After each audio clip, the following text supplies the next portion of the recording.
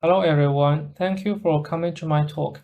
I would like to introduce our work estimating true post-click conversion via group-stratified counterfactual inferences, and it is supported by the Huawei NOAA Lab. And the outlines are as follows. Click-through rate and post-click conversion rate leave the heart at many industrial systems with counterfactual overview. And there is a lot of work around CTR and CVR predictions. However, CTR and CVR bidding strategies have some drawbacks.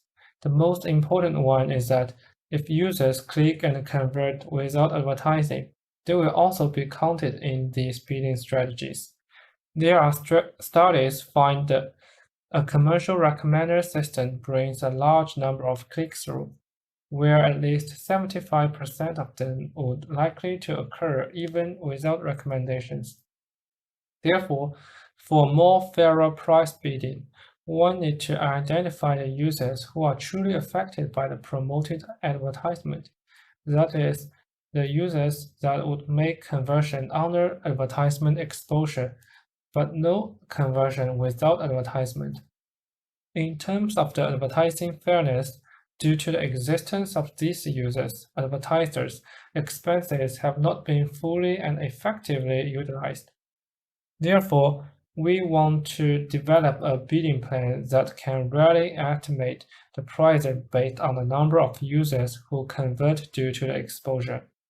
And in order to solve the above problems, we propose a new metric called True Post-Click Conversion Rate, namely TCVR, based on counterfactual learning. To clearly demonstrate the users that are truly affected by the promoted advertisement and show the drawbacks of CTR and CVR, under some assumptions, we can divide all users into 5 groups shown in Table 1 from the counterfactual overview, using the principal stratifications.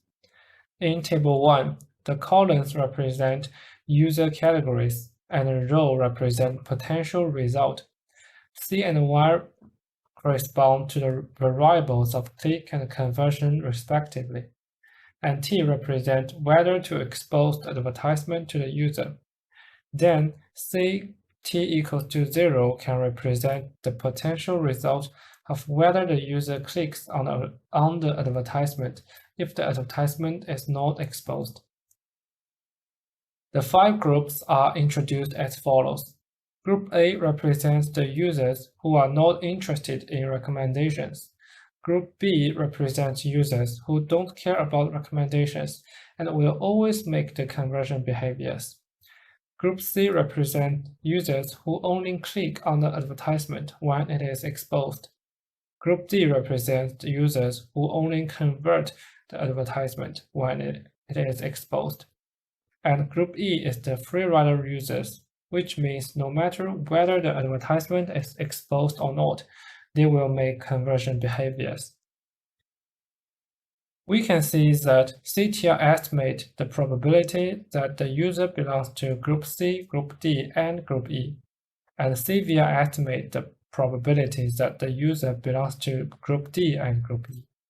It can be seen that both CTR and CVR include the estimation of free rider users, namely the inclusion of Group E, which brings unnecessary expenses to advertisers. Therefore, a better solution is to directly estimate the users belonging to Group D, as they are the users who actually convert based on advertising exposure. Therefore, we study the problem by the unbiased estimation of the probability of Group D. On the basis of principal stratifications, given the advertisement, we construct the corresponding causal diagram, where X represents the user attribute, T represents whether the advertisement is exposed, and it is actually an instrumental variables. C represents whether the user clicks the advertisement. Y represents whether the user downloads the advertisement, and U represents an unobserved variable. Then the CTR indicator, which is an unbiased estimate of the users belonging to Group D, can be defined as the average causal effect of T on Y. Then we have 8 equations with 1 degree of freedom under the principal stratification to identify the phi group of users.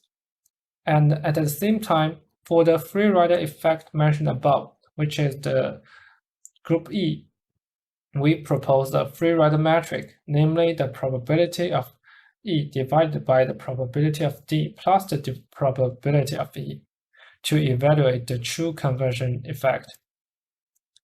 We also compare the free rider metric with other metrics, such as the compare average causal effect of T on C, the compare average causal effect of T on Y, local average effect, treatment effect of C on Y, and CTR and CVR. Finally, we used a neural network to solve the above equations. We proposed the group-stratified counterfactual inferences, GCI. The first half of GCI lists the embedding of both the users and the advertisement, and integrates the two vectors. Then, the GCI estimates the probability of the user belonging to the specific group among the 5 groups for the 2 situations, which is conditioned on advertisement exposure and non-advertisement exposure.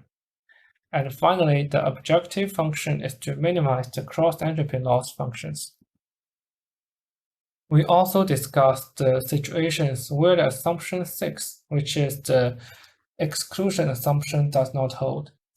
In the previous causal diagram, the exposure can only indirectly affect download by clicking. We also briefly discussed the situation where the exposure can have a direct effect on download and confirmed a stable result by GCI. We collect the data in an online advertising system with a duration of 15 days to categorize user behaviors. The configuration is shown in the table. Briefly, if an advertisement is exposed to the user in the first week, and it is both exposed and clicked by the user in the second week, and on the last day the user downloads the app, then we claim the user belongs to Group D and Group E. For other groups of users, and the settings are similar. This figure shows the probability of free rider metric of 3 apps and the corresponding number of downloads. We conducted a 2-week experiment on these 3 apps, and the blue bar in the figure corresponds to the total historical downloads of the app, and the red bar corresponds to the free rider metric, which is estimated by the GCI model. It shows that mature app would have large free rider metric. Therefore, many users in these apps shouldn't have been charged, as the contribution to downloads by these users is not affected by advertisement promotion but the inherent intentions. Moreover, it also illustrates that less well-known apps would have comparatively fewer free rider effect, namely 0.093 for the second app. This phenomenon also corresponds to the well-known effect that users are unlikely to download an unknown app only by their intentions.